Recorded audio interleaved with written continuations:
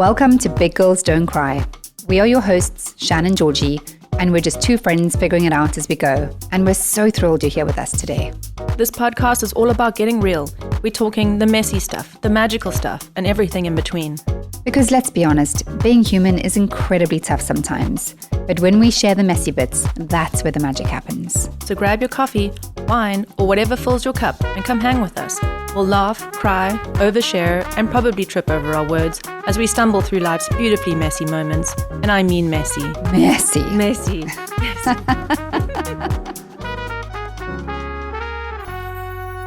Today we're exploring resilience, not just bouncing back, but how we hold ambition, family, healing, and responsibility all at once.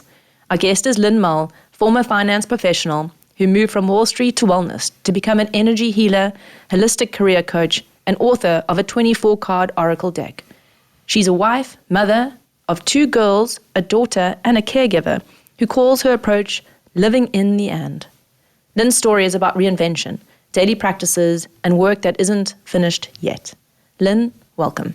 Thanks. I'm excited. Yay. We are equally excited. I think maybe a really good starting place is if you could just share with our listeners a little bit about who you are, and secondly, the arc from Wall Street to wellness. It's quite an arc. I don't know if it's a rainbow, but maybe it's a little jagged sidewalk here. But I am Lynn Mull, and I left Wall Street about 4 years ago after a illustrious 20-plus year career, both on the East Coast, the West Coast, and a lot of airplanes, cars, trains, all the things. I was formerly in what I call big girl jobs. Starting at 30, I was at the time at Bank of America before mergers, and I went all over that. I was one of the youngest directors at the bank. And now I am loving being part of the wellness community. That really happened because, to your point, I recognized that something was off in the way that Wall Street was working. I am incredibly intuitive, and at the time I was using that intuition for org structure. Like, I could tell right before the org change was going to happen. I could tell that they were going to announce layoffs. Now, I was in a senior role, so I was getting a lot of information, but I could tell when someone was going to resign. I could tell when a meeting was going to go out of control.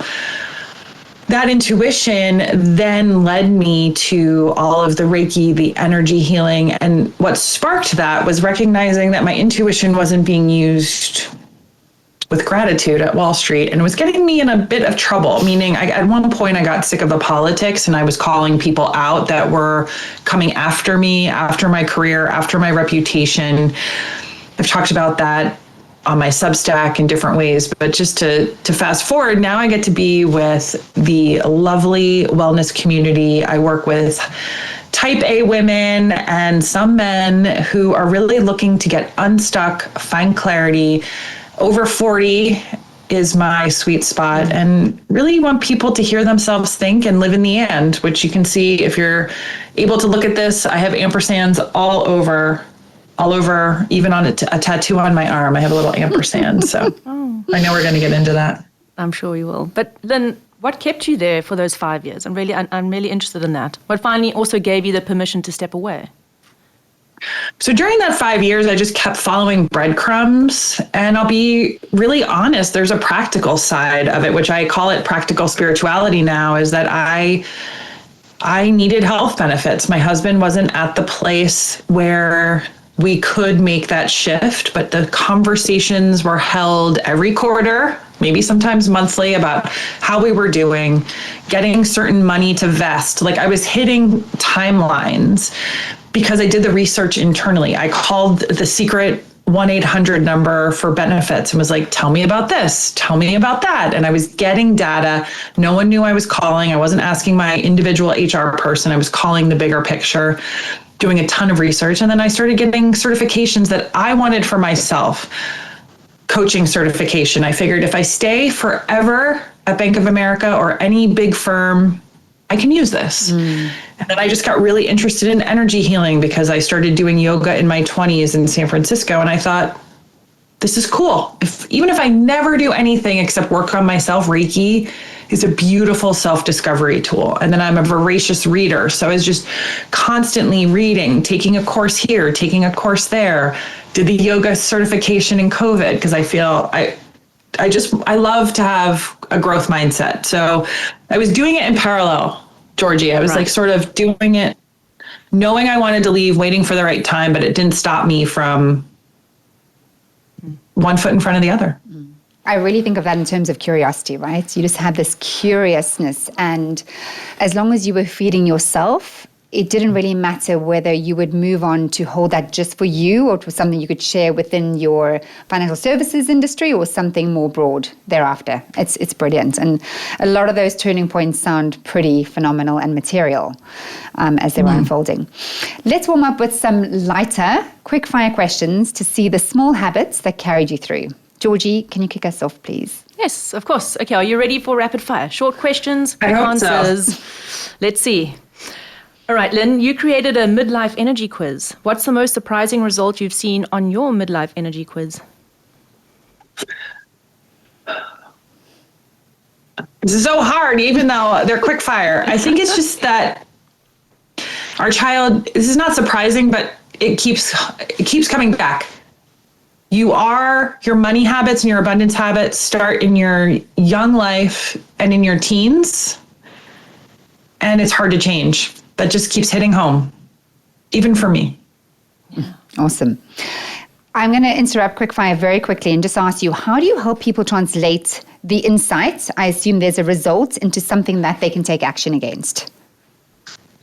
I love working through this both one-on-one, and then I am working on an abundance library of sorts. So something fun I have even doing as we are speaking is visualizations just for your abundance type. And I'm working on who is your best match. So maybe what friends should you vacation with based on what type? What imagine the astrology when they say like, I'm a Sagittarius, you should never marry a Gemini. That is the work I am doing now and will live on my Substack. So it's like get to know yourself, how you are, where you can get stuck, and then there's going to be a lot of supporting tools. Oh, I love that. And we're both Sagittarius. But yes, there are results. You get a little ditty already in the results. So, have we got 3 Sagittarius in the room here? We do. That's interesting. Yeah, okay. Wow. I love that. That's we'll a have to follow-up. come back on that. Yeah. All right, what's something people assume about you that's totally wrong? People where I live now, which is not in a big city, it's outside of Philadelphia and not that far from New York City. I'm 70 miles from New York City. They assume that I have never had a big career, that I was in a power suit most of my life up until 4 years ago. Oh, good one. All right, last one. Give us the soundtrack. What's your inner big girl anthem? What song makes you feel empowered, intuitive, give you all the good feels?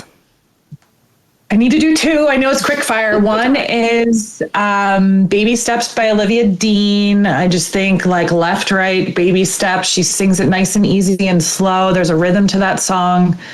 You can listen to that with your children, yourself, your spouse, your inner child needs to hear that song. And then the other one is an old sort of inside joke with a friend of mine, Banana Pancakes by Jack Johnson. And the lyric that lands is around move like a jellyfish.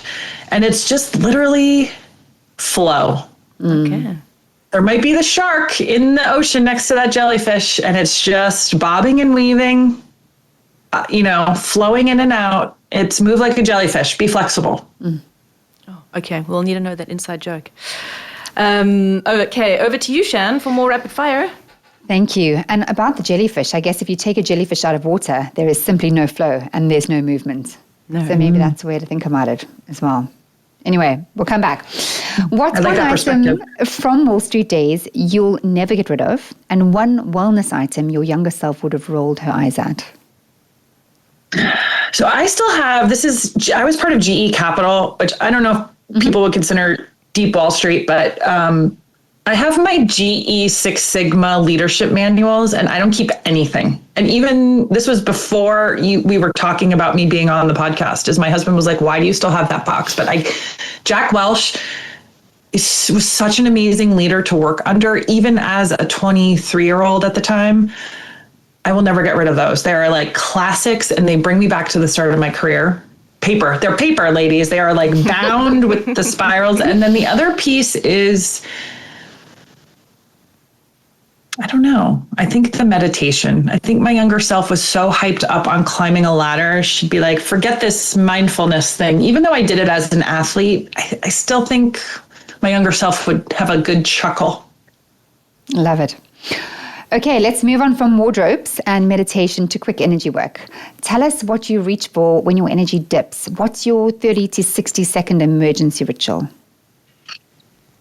Always visualization. Always, always, always. Whether it's self-guided by myself or anything that I've previously recorded, or I have a couple of people that I've worked with that I'll listen to, I just can zone out on a couple of great Spotify playlists to my mood and really just hone in.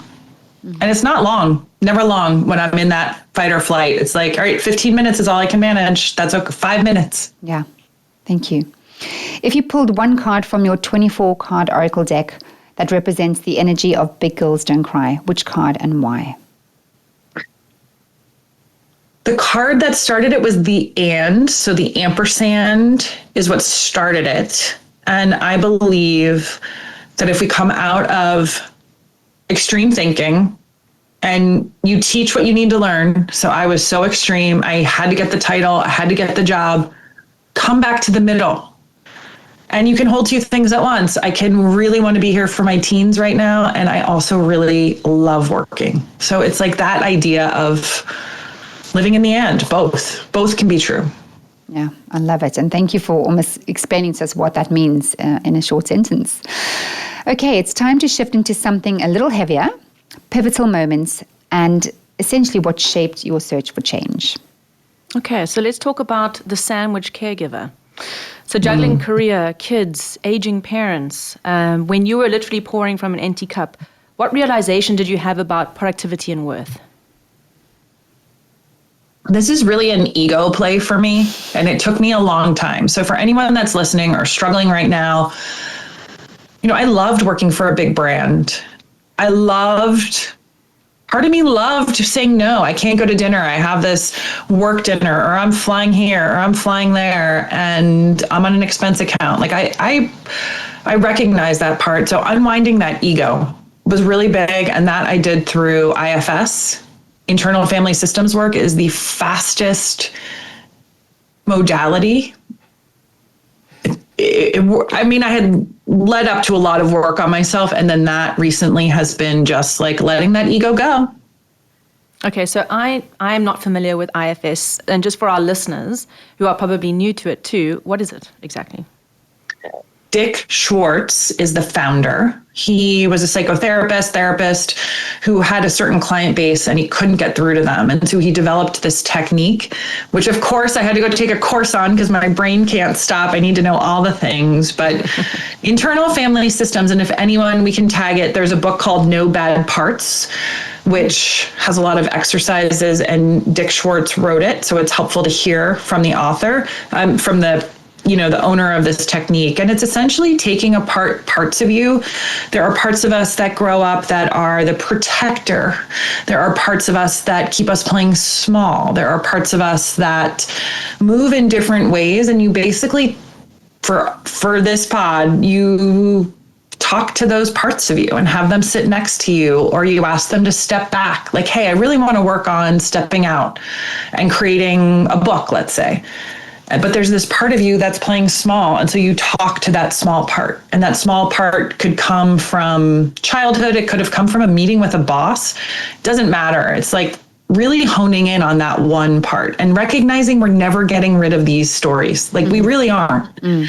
Oprah Winfrey has an imposter syndrome. I just read the Ina Gardner book. She has imposter syndrome, even though she sold like more cookbooks than Julia Child. It's about asking them to step back so your true, authentic self in your 40s, in my case, can come forward. Okay, that's brilliant. And it's almost like just bringing the subconscious to the conscious mind, right? And partnering with that part of you, not belittling, not having a negative feeling or emotion towards it, but inviting it into the room, but then taking back the control and taking the lead as the adult, not the little Is it about living with them sham. too? Like being comfortable with them? I think so. It's a very interesting, yeah, I love it. Because what I hear from Lynn is they never go away. This is what makes you you. But it's how you start to, like I say, reap back control from the little Georgie, the little Shan, the little Lynn, and with kindness, being gentle, and then taking back the control as the mature adult. Yeah, there's a lot of, that's beautiful. The subconscious is so important. And a lot of it we try to do in our conscious mind because it's easier. You can lift the weight. You can see the tricep. You can color your hair. You can, take a walk and you're listening to the podcast and you're listening to the music. And that is so important. But to get into that subconscious, I ask for help a lot. I just need help. I have a whole team of humans and I don't plug into them all the time, but it's the idea of layering what you need at the moment. And I've done an amazing course recently, and I don't know if you're familiar with her work, but you can go onto her website. There are a whole lot of worksheets, and it's about the upper limiting, which I think plays into IFS quite nicely. It's that subconscious part of ourselves that are very much there, that are preventing us from doing the things we want to do and achieving the goals we want to achieve. And you take one belief about yourself at a time, and you work through this worksheet, and you hold, is this true? Where do I feel it in my body? Yeah. And then eventually you get to, it's actually not true. Right. So if it wasn't true, what could I achieve if I no longer believe this? And you do one. I have a Byron Katie book. Wow. There you go. In my suitcase to give to a mutual friend of ours next visit. Yeah. So yes. Amazing stuff. It's fascinating to flip the script a little bit. Yeah. Okie dokie. So let's go. Always aligned. We're always aligned. The Saggy thing, right? Okay. Energy of rebuilding, fear versus intuition. So how do we distinguish fear's noise from intuition's whisper, silent little whisper during a pivot or material change? It's very hard.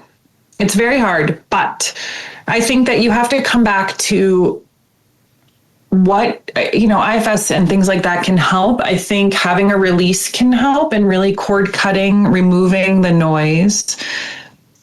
But fear, you can ask the fear, what are we trying to do here? What is it? Is it a real fear? Is it like, they say that everyone thinks about dying or being homeless, that if you break it all down in the world, those are the two main ultimate fears people have. And so if you really release some of that, knowing that's unlikely to be true how can you take one step forward, or what do you need to do? And fighting through the fear as an adult with expertise, with experience, that's the resilience. That's the peace. It's the and. I'm afraid to start something and I'm still going to do it. Like I was so afraid to tell people I was leaving Wall Street to go do Reiki. Like what? And I did it anyway, because part of you, if it keeps coming up over and over and over again, then those are signals from the universe, from God, whatever word you want to use, that you need to keep going. Then you've spoken about, prior to this podcast, a worst case and a best case. Is this what you're referring to when you talk about the two pillars of either being homeless or death? Is that the worst case? What's the tell part of it? Well, we can always go to the catastrophic, inner critic, panic mode, but there's often something out there that you already know to be true and you already know you can accomplish. So I have several clients. Most of my clients are in the career space, and we certainly look at so many different topics. But if you think about, well, what do I want to do next? You often know. And I had someone recently who was live on my Substack, and she kept tapping the back of her head. So that's her tell. For me, it's in my right ear. I hear things. For you, it might be seeing numbers on your phone, on a license plate. So there's always signs from the universe pushing you in that direction. Okay, so it's a practical, it's a physical thing, but it's unique to each of us. And I it's believe it's so. that knowing. Yeah. Yeah. And so practicing on yourself before you're in panic mode, like I'm grappling with something right now, and I keep calling people, because this is what we do, even as a practiced coach. I keep calling people, getting more information, getting more details. And I already know I'm not going to do it. I'm like, this isn't the right thing. I'm already it's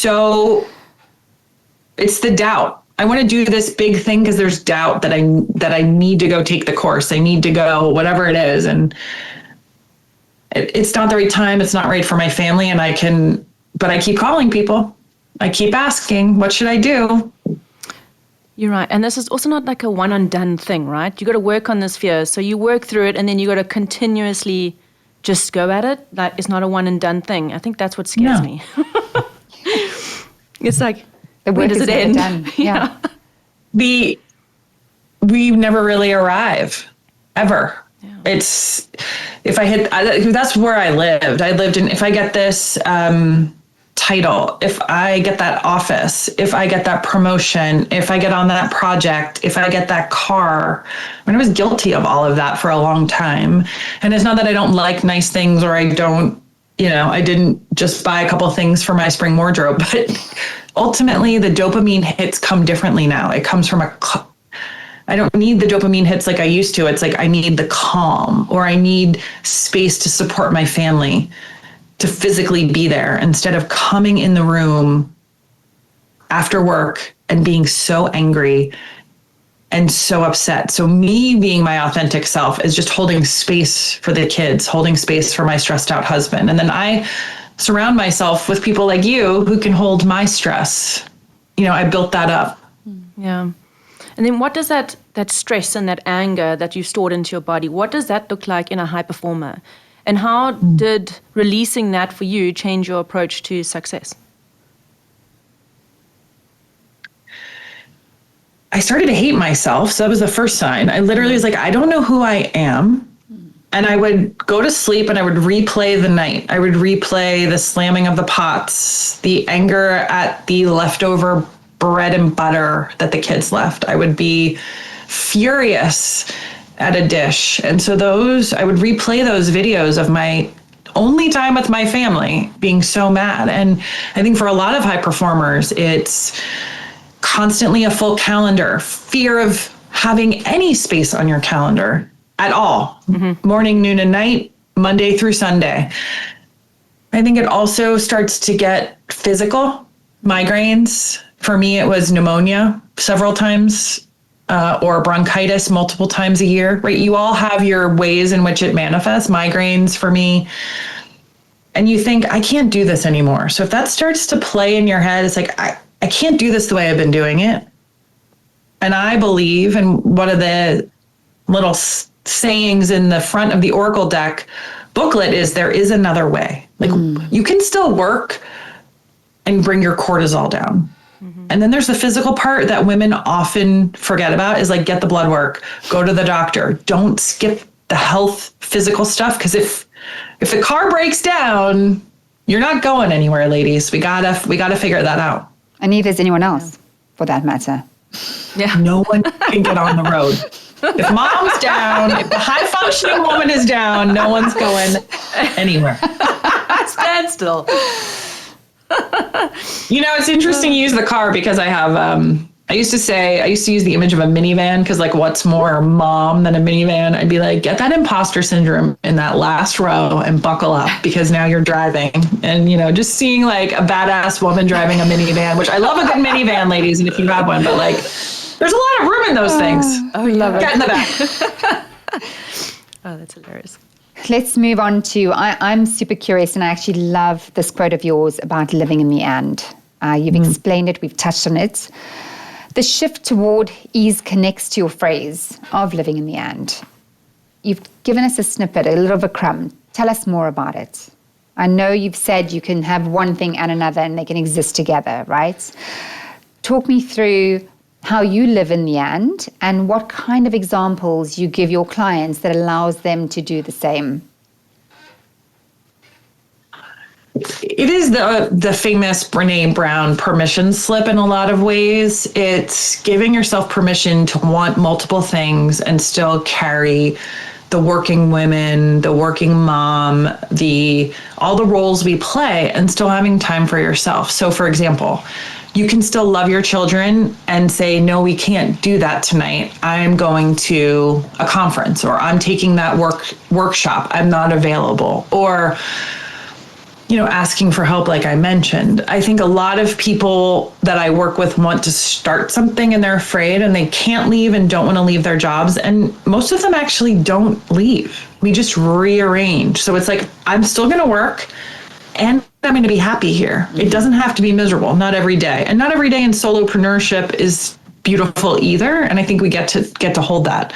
But it's also about creating space to have room for that. I don't even like the term side hustle anymore, but like having that dream come to life in a different way, which means boundaries, which means saying yes and saying no.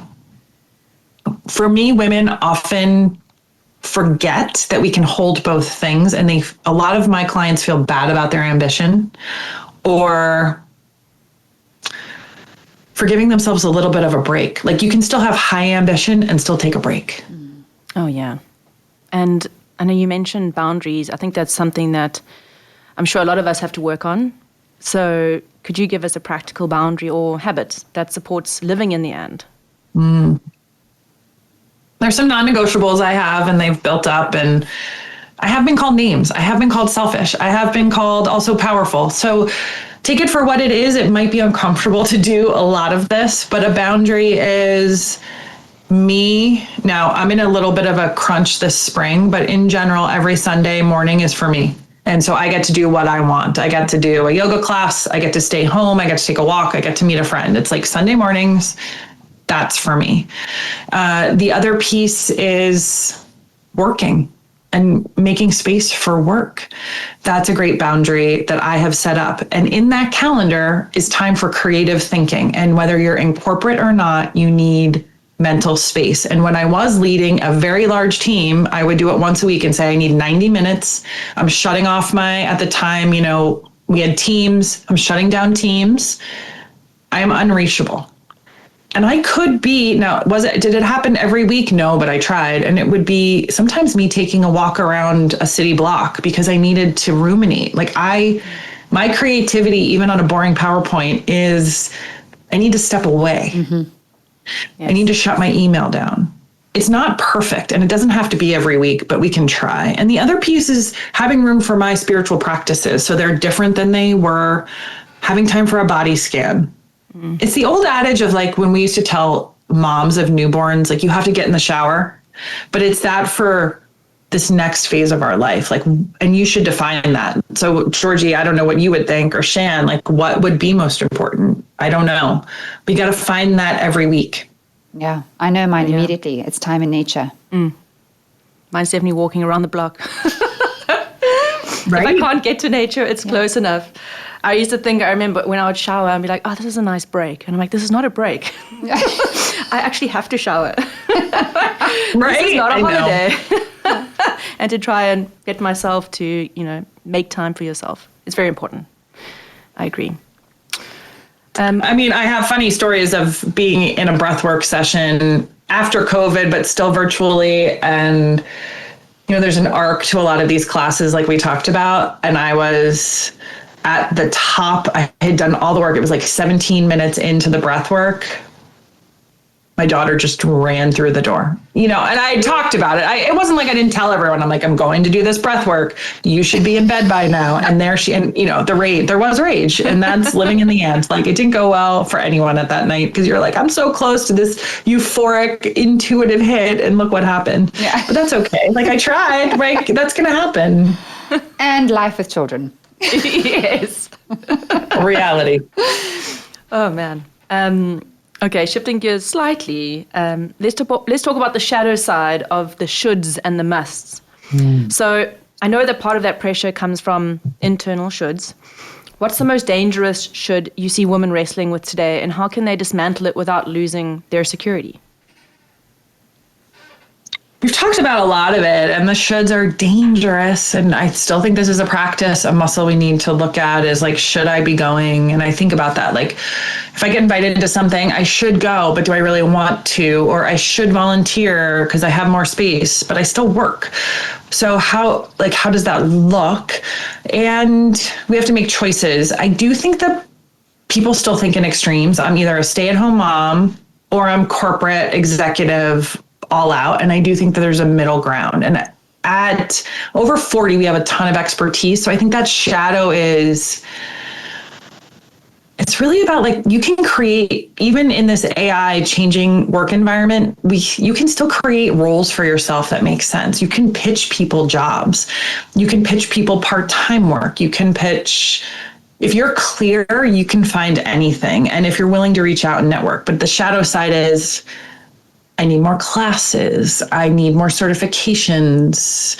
They're never going to go for that. And actually, they might, and they might not. But I also don't love I'm a stay-at-home mom and those women putting themselves in a box too. Like, there's so many pieces of life that they've organized and run. They've run like a cruise ship every day. Mm-hmm. And so I think those extremes get really dangerous. And unfair, really unfair. Yeah, and often imposed on ourselves. Oh, yeah. The titles we give ourselves. And I think, as you said, if I think about a stay-at-home mom, I've had pockets in my career where I say just had that. I hold that with honor and with space, because it's no easy role and task, and it's full on. There's no respite in that role. There are so many things you're juggling all the time. And those are tangible things that are transferable. This is something I've always struggled with. You know, I've also been in banking for so many years. And so we think, okay, this is me, I'm a banker, this is what I'm good at, this is not what I'm good at. But when we start to translate some of the soft skills, the hard skills, into what else this actually means outside of these four walls, it's a playground. It's a total playground. And I've seen a lot of women pivot in their companies, out of their companies, helping spouses, helping family members start businesses. And most entrepreneurs, especially the young one, could use some of my hidden gray hair, right? Like, they need help. They need the bigger picture. They need the zoom out. And I think often we complicate a lot of it when it could just be a straight arrow of like, this is what I'm really good at. And we don't have to do everything forever. And that's the shadow side. Like, oh, I was in doing merger integration for 20 years. I have to do that. That's all I'm good at. Well, no, I could do something for 6 months and change my mind. Like, that is also like, I can eat ice cream for breakfast as an adult. I can change my mind. I can do something that works. I can do something that works for my family for the next year. And I'm not going to end up homeless. Yes. Let that be enough. Yep. A year, 6 months, see how it goes. And then when we hold ourselves back and we don't make space for some of these changes, we're limiting who we meet. So like, let's say I go work at a yoga studio, not just again, but let's say I'm the front desk for my friend's yoga studio. I greet people. Who knows who is walking in those doors that could lead me to my next client, my next career. Like, those are the opportunities to be open. Let's take a moment to look back. When you reflect on your time on Wall Street, is there anything you miss or would bring forward? I would have said the people, but no one really talks to me anymore. So that's a lot of my clients, when they leave work, you lose a whole part of people because I don't have a title. I don't have the big budget anymore. So people don't really need me. I have 2 or 3 friends that I hold dear.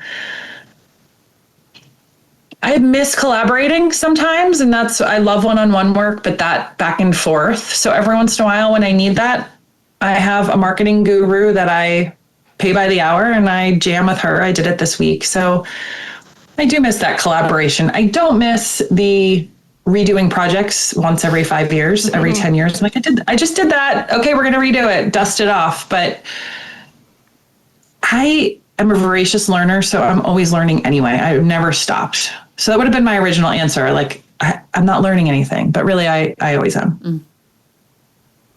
So is that one of the habits that you've maybe kept Or is there another one from your business experience that you've kept that benefits your coaching or your current work today?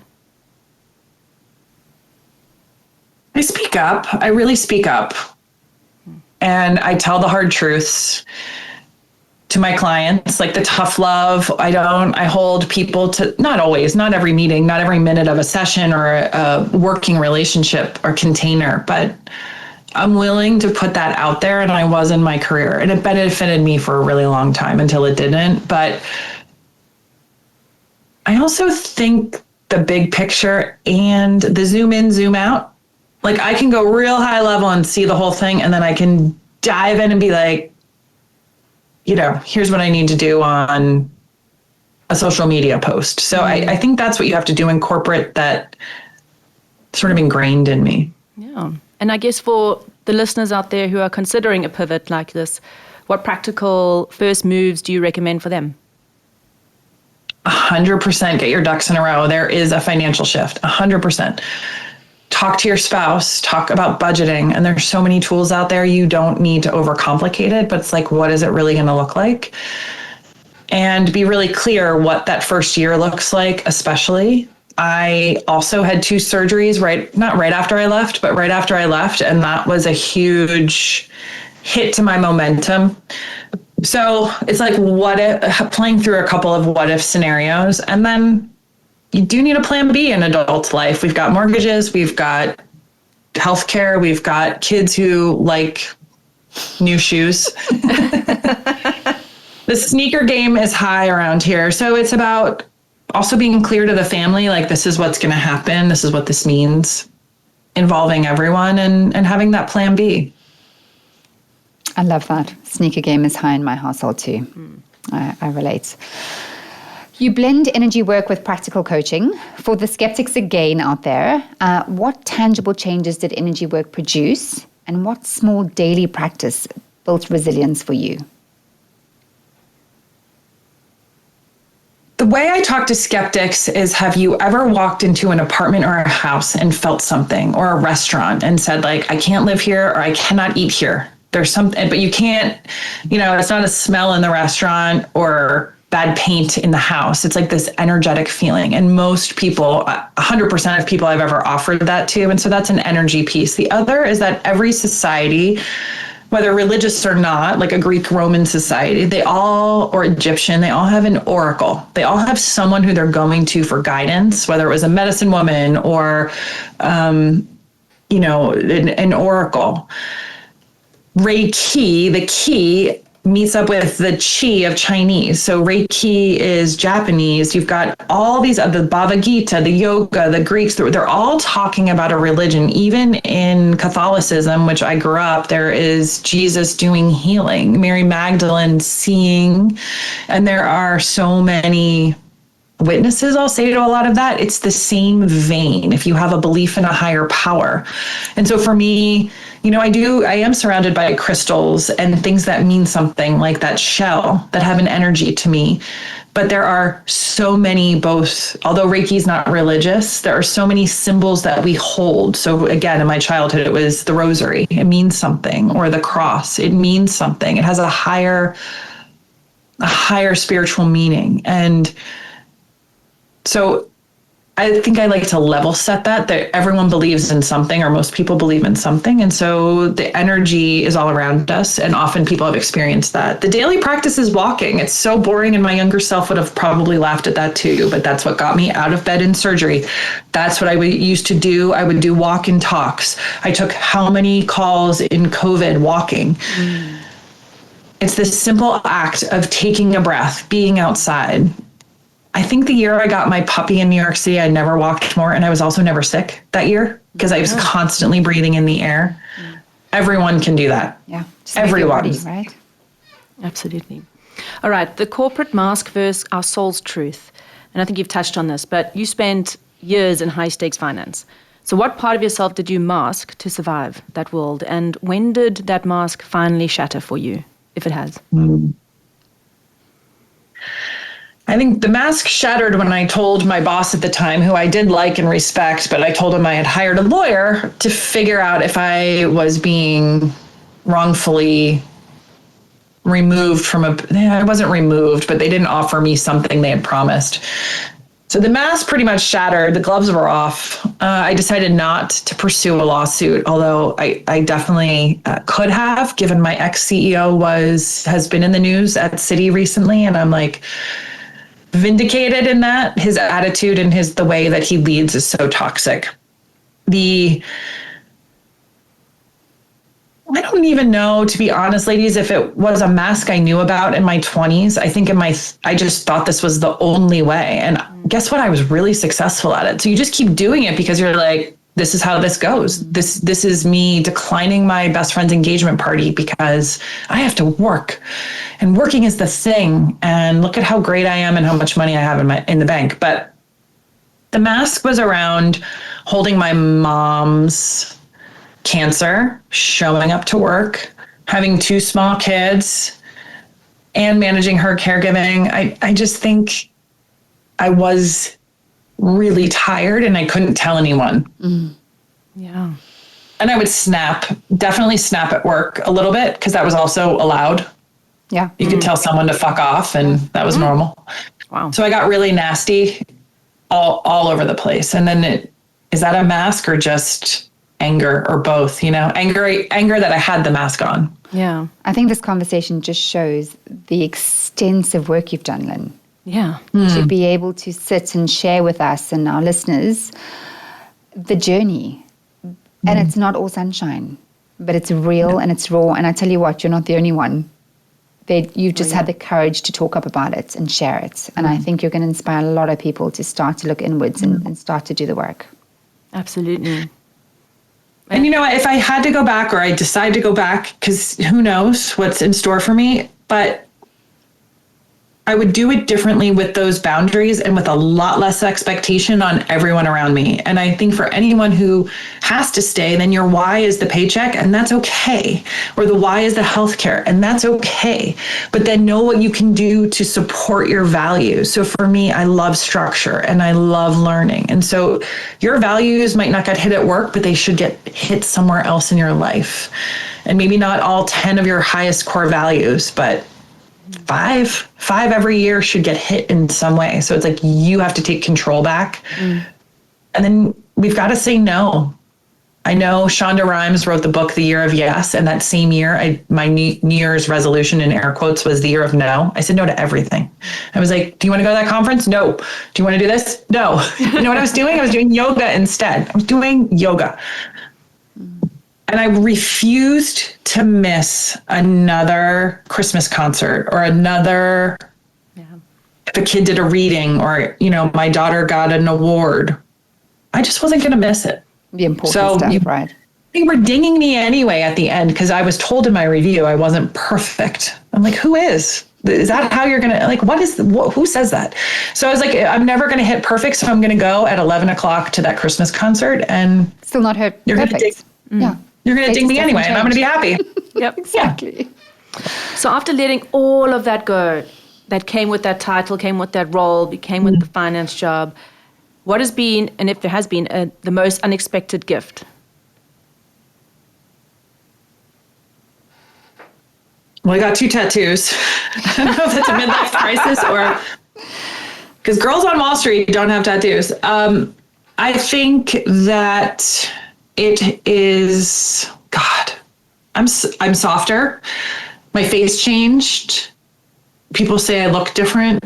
I'm more in touch with my femininity and I'm okay with that. I looked at femininity as a horrible, ridiculous thing. My sister used to say I dress like a man and I did because I had to. Yeah. I wear more color. Like I could go on and on. Like I'm showing up for my family differently. Not always, it's not perfect, and then I'm claiming it. I'm like, you know what? I really want to do this. Like a couple, I don't love the word bucket list, but you get the idea. Like a couple things I really want to do. And instead of sitting back and waiting for space and time, I'm taking the time to do those. So it's a hell of a lot more intentional and it feels great. Yeah. It's not perfect. I love it. To the woman who thinks crying is weakness, what is her energy trying to tell her? Release, release, release. So when we've got 3 Sages here, which I love, fiery, we're fiery. And then when we cry, Which we do. Sometimes. it's a release. I'm a big closet. I get in my closet and I just lean against the door and I shut the light, or sometimes the shower. I know some people cry in the car. That was never my jam, but or if you've cried at the office, right? It's like, oh, you shouldn't cry. No cry. Yeah. It is a true somatic release. It is a true, and then you've got the water, the actual gift of a cleanse.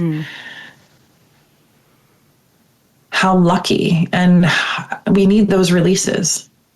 I watched Wuthering Heights on Sunday on the weekend, and both my kids had to come and give me a hug because they thought there was someone died. So mine is definitely in film. It was bad. Do I need to see it? I haven't watched it yet. Is it worth it? Oh my gosh, it was incredible. Don't make me cry. All right. No, I'm joking. Put it on the list. We'll end with our signature question, Lynn. Could you complete the sentence? Big girls don't cry, they? Big girls live in the and. So we hold both. Maybe we do cry and then we have a good laugh about it. Women are amazing. We can overcome anything. And so even if there's a tear in there, like, we're going to get through it and we're going to figure it out. But we already know. Living in the end is recognizing that you can ask people for advice and then ask yourself. Thank you. Thanks, Lynn. All right, so where can listeners find your Oracle deck, take your energy quiz, the clarity map, anything, book time with you? Where can they find you? All on lynnmull.com, and I am on Substack under Living in the And, under Lynn Mull, and you can always email me. It's really easy, lynn@lynnmull.com. It's me. It's not an assistant. It's not a VA, so I'd be so happy to connect, and also on Instagram _lynnmull.com.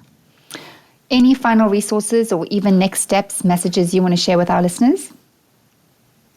I love going deep. I love the one-on-one work. So please let's work together. Also, I do free visualizations and everything is under 10 minutes because that's all we have, ladies. I know we only have 10 minutes and they're free, and I create them intuitively and they're by category. So there's one for grief. There's one for abundance. There's going to be one for each abundant type. So just enjoy. It's on my Substack, the Visualization Vault. Amazing. Okay, I'm going to be definitely going into the vault. Lynn, thank you so much for sharing your story, your practical wisdom. For the listeners out there, check the show notes for Lynn's links. We'll tag everything there. If this episode landed, please subscribe and share. Thank you, everyone. Until next time, honor both the hustle and the soul, and don't forget to live in the and. Thank you. Thanks, Lynn. Thank you. Thanks for hanging out with us. We hope you found inspiration and connection in our conversation today. Remember, true strength lies in vulnerability and authenticity. Join us next time as we continue to explore the messy, beautiful realities of being human. Crying is optional. Growth is mandatory. Till next time. On Big Girls Don't Cry. Hardware malfunction. Oh my God. I nearly pulled that entire wall down. You nearly pulled down the entire wall. Verso Studios in ruins. Oh gosh, I'm in red. I look like I've had a big night. Today we're exploring resilience and blah, blah, blah, blah, blah. A little bit about, that's a tongue twister. A little bit about. We still want to find your dog in detail. Okay. Over to you, Shan, for more rapid fire. Blah. Do you still reference those books? Nah, boring question. What's the talisman? Wait, that's what I was like. I don't want to ask that question. That was mine. Actually an acronym. Okay. Fear versus intuition. I'm going to say institution, so just be prepared for that. Give me an example of a tell you use that's unfamiliar. Do tell. You mentioned energy work helped release anger. I really need that. What did that look like in your body? Your time on Wall Street? Thank you. That's such a good ending. What does that mean? Or intuitive. Oof, I'm going to have to really think about that word. Over to you, Shan, for some more rapid fire. Right, let's talk about the sandwich. You mentioned energy work helped release anger. What did that look like in your body? So we'll end with our signature question.